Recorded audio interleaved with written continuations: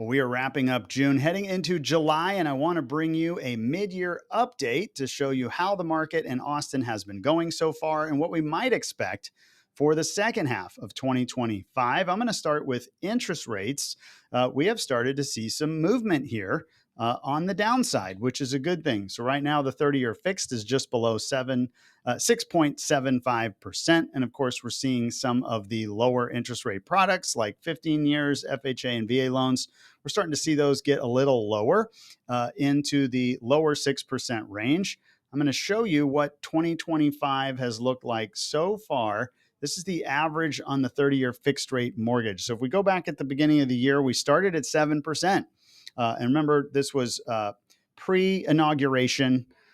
So we had, some optimism that, you always get new administration optimism. People are excited and rates started coming down. So we got into let's say March here, and we were kind of 6.75. We got down to early April, we got down to 6.6. And then, of course, tariff announcements. Boom, rates shot back up. And we've been kind of up close to 7% since then. But you can see we kind of peaked out last in May.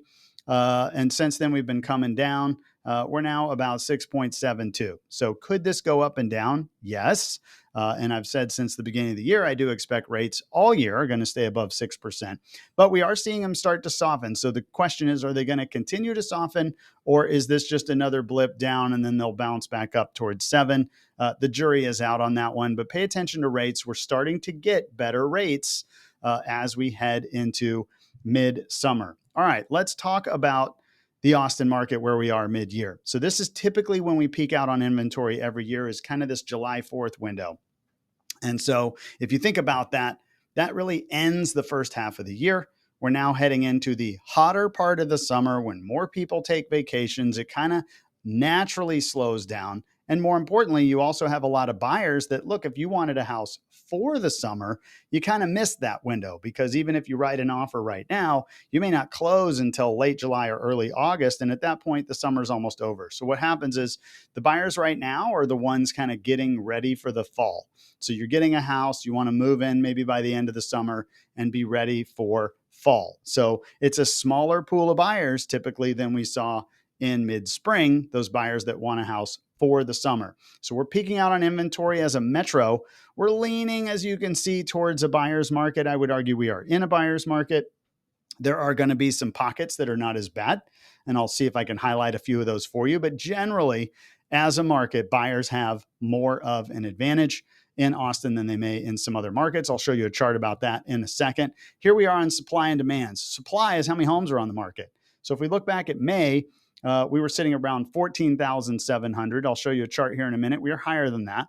But on average, we were, maybe 40, 45% fewer homes on average would be on the market this time. Now we have a lot more homes for sale. So we're way above the average number of homes for sale. But if I go over to demand, and I'll move myself out of the way, if I go over to demand, the average would have been maybe like 3,500 homes per month selling. Well, right now we're selling less than 3,000 on average. And so again, we're seeing maybe a 30% softening on the buyer side, but a 100% increase on the supply side. So fewer buyers, more homes for sale is the general story. But every market's a little different, the pockets. So I'm going to go down to Southwest Austin. Let's see what we've got here. I'm doing this in real time, but let's see. We've got about 4 months of inventory, a little tighter, not quite as bad. Supply looks like it's staying more in line. So again, maybe like 60 homes, and they're selling about 38 a month. So what's happening is maybe, your supply is a lot tighter if you get into some nice kind of middle class, single family home style parts of the market. So that's one area. We're going to, though, look at luxury. This is over $1 million. So homes over $1 million, well, wham. We're way over into a buyer's market. We're 8.5 months of inventory. Again, if we look at supply here, we used to average about 1,000 homes would be on the market at any one time. Now we're at 2,250. So we're more than double the number of luxury homes that are on the market in this category. The irony, though, is look at demand. Even though we have lots of supply, we also have lots of demand. We're selling on average about 300 homes a month. That's a lot in luxury, over $1 million. But we averaged about 225. So we're above average on demand. We just have so much supply. And if you think about two things that happened in the pandemic, not only did our price go up, which pushes a lot more homes into the luxury space that didn't used to be considered above $1 million, and now they are, but you also have a lot of development. And we have lots and lots of builders that came into our market and built luxury product. And so all that has swamped the market. And that's really where we're oversupplying. The demand is actually okay. It's just that we have such a high amount of supply. The worst category that I have found is going to be downtown condos. Look at this. We got almost 16 months of inventory downtown. So again, the market's like 5.5, right? This is triple the amount of inventory compared to buyer demand. And so supply is just way off the charts in terms of condos. We have 263 for sale. On average, we were maybe half that, around 140. And you go down back to the pandemic, it was only like 50 or 60 a month that would be on the market. Now we have 263. If I go over to demand, we're selling about 21 a month. Not nothing, but not a lot. I mean, a couple dozen people a month are interested in a downtown condo, and yet we have 260 and rising in terms of inventory. So you just have tons of supply of condos. So this market is really going to be dictated about the micro markets. Where are you looking? How much supply, how much demand will dictate how much buying power or leverage a seller has in terms of those negotiations. All right, so let's look at supply right now. This is single family homes. So if I look at single family homes, this is how many are on the market right now as we end June. So we're sitting at 15,500 homes on the market. If we go back to the peak of last year, it was about 13,700. So we're almost 2,000 more homes a month. Just think of that number, 2,000, maybe 1,800 to 2,000 more homes than we were trying to sell last year. So far we've peaked on sales at around 3,100. So that means that just the increase in supply, not the whole supply, just that increase in supply is, at least 50% or more of all sales. And so it's going to take a while is the short answer. If you're on the market, you don't have a lot of buyers compared to the number of sellers that are in the market. Here is proof of that. So this chart right here talks about the housing market power balance. What does that mean? So if you are green or at the top of this chart, that means you have that many more sellers as a percentage than you do buyers. And so Miami, West Palm Beach, Fort Lauderdale, these are the markets right now getting the most hurt in 2025 because they are oversupplied compared to the amount of buyers in the market. But right past them is Austin.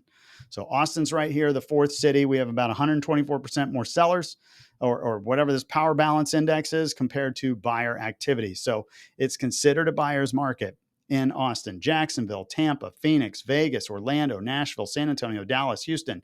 So really, if you think about the markets that are more of a buyer's market right now, these are high growth markets. They're good for jobs. They're good, but they're building a lot. And so these markets got a lot of influx of people. The prices got red hot during the pandemic, but they also built a lot of homes. And so what happens is when that buyer demand slows down, you overpriced everything and you slowed the demand down. And so we've got to cycle through that supply to get back into more balance. But a year or two ago, maybe last year and the year before, Austin would have been number one by a lot at the top of this chart. So we are starting to kind of not be the hardest market anymore. We're seeing Austin slow down, but slowing down at a slower pace. If I go to the bottom of this chart, New Jersey, New York, Pennsylvania, Ohio, New Jersey, Rhode Island, Maryland. So it's not that these markets are boiling hot. It is just that they aren't building anything. And so what's happening is they still have buyer interest. They probably didn't go as crazy during the pandemic, and they're not building any new homes. So you have to keep competing over the same inventory. And we're seeing that in the Midwest and in the Northeast. So this chart's going to continue to fluctuate, but just know Texas, Florida, Phoenix, Vegas, Nashville, those really hot kind of Sunbelt markets are the ones that are still considered more in a buyer market pool. And this is talking about how many homes stay on the market 60 days or longer. This article came out through Axios. It just has a big chunk of homes sit on the market. Nothing new here. But the share of homes that have been on the market for at least 60 days nationally is about 44%. So almost half. and Austin's about 42.5%. So we're actually just a little bit below national numbers, but the highest share, where are we? We're back at those markets I just mentioned: Miami, Fort Lauderdale, West Palm Beach. We're way up in the 60% range. That was where Austin was 2 years ago, roughly. So end of 2022, all of 2023, we were probably leading the nation in terms of those numbers. Now we're actually a little below the national average. So Austin is kind of riding itself through the cycle. We're still softening, but we're farther along in the down cycle than a lot of these other markets are. In terms of lowest share, we're seeing, again, coastal areas and the Northeast. So Boston, Rhode Island, expensive landlocked parts of California. That's where you're seeing homes sell faster because they're not building anything new. So Florida, Texas, still leading the way here. All right, well, let's talk about bigger picture, historical sales price trend. Where are we mid-year? So if you look at this goes back to 2015. So when we started 2015, the median home value in Austin was $250,000. Dirt cheap, if you think about it. $250,000 was our median home price. You can barely find a home at all today for $250,000 at any price, including the really cheap, nasty ones, right? So, but we were $250,000. And what does normal markets look like? Well, they go up in the spring, down in the fall, up in the spring, down in the fall, up in the spring, down in the fall. You get the picture. So where are we right now? We're at the peak. For every year, we peak out. So you can see that. The only year where it kind of you lose that is the COVID pandemic era. These 2 years in here where the prices went up like 89% in 24 months. Like literally we were appreciating 3 to 4%, not a year, but a month. Like that's how crazy it was. But since then, we've had to readjust to the high interest rates, the high supply. It's not necessarily, and buyers have cooled off some, but really we still have growth in the market. We just have a ton of supply. So what's happening is Austin's had to correct. So now we still peak in the spring. Check it out. We still peak in the spring, but we go down in the fall farther than we went up. And that's depreciation or losing a little bit of value. Same thing happened last year. We went up in the spring, but we went down farther in the fall and winter than we had gone up. And again, that's how the price comes down. Well, here we are in the spring. There's our up, but it's lower than the last 3 years on the peak. So what's happening is Austin is softening, maybe not as aggressively down like we saw in 2022, but it's just kind of softening sideways because we're trying to figure out how to get back to this long-term trend. That's really what's happening. At some point, Austin's just going to go sideways and it's going to wait for this long-term trend to catch up, which it will. It's natural just because of inflation. And so I think we're probably about 50K off right now. That doesn't mean every house is going to sell 50K off at all. At all. It's going to have to do with supply and demand in the market. But what is going to happen is it might take another year or two before this long-term trend and our current trend kind of get back together again. And we'll see that could accelerate, in one of two ways. Either housing comes down faster in price. I'm not predicting that. Or we're going to see interest rates and things come down. That's going to stabilize the market, make it go sideways, maybe even light appreciation, but just slower than normal or previous pandemic. And then this line will eventually get to it. I think that's more likely what's going to happen, but we will have to wait and see. This article came out from a consulting firm, says, hey, we're still one of the top 15 cities, best America cities to live in. So, hey, people still like us. This came out from Resonance Consultancy, a group out of Canada. But anyways, the top markets, I'm trying to scroll down here. We got Houston and Dallas were in there as well. But really, if you think about it, this group was going after the big boys. We got New York, LA, Chicago, San Francisco, Seattle. They like the big cities. And guess where we fall? We fall in that 10 to 15 number in terms of size. So, I think they're just saying, hey, if you want to live in a big city in America, Austin's a good place to go. All right, this article is really interesting. So this is talking about delays that people now are doing with their life, not just home buying, but everything in their life is starting later in life than it used to. Home buying is part of that. So this talks about John Burns Research. They do such a good job. I love their research. But later in life milestones, reshaping home ownership. Okay, so birth trends. This is having babies, slowing number of babies, U.S. births going down. We had a little COVID blip. You had your little baby boom after COVID. But really, if you look at 2019 to now, we're seeing a slowdown in births. If we look at how many births are happening per family, again, since 1983, we were down at 3.6. You have population growth, so we got up to like 2006 in here. So there's about a 25-year run right there where you had more babies, but now it's slowing back down to the numbers that we saw in 1983, and we have a lot more people. So you're seeing slower birth rates, but this is where it starts to get more interesting. This is women less likely to become more mothers and more likely to delay childbirth. So number of women at age 34 with at least a kid, back in 1980, it was almost 80%. Now it's 63%. Median age, when they first have their first child, it was 24. Now it's 30. So they're waiting longer. Average babies born per mom is coming down. It was about 2.25 kids back then. So you maybe had more likely, a lot of moms had 3 and 4 kids. Now you're down to most moms have, 2 kids, something like that. So you're seeing that slow down. And then here's some shifts in family trends. So let's say a 30-year-old back in the 1980s and a 30-year-old today. So back then, 83% of them lived on their own. Now it's only 70%.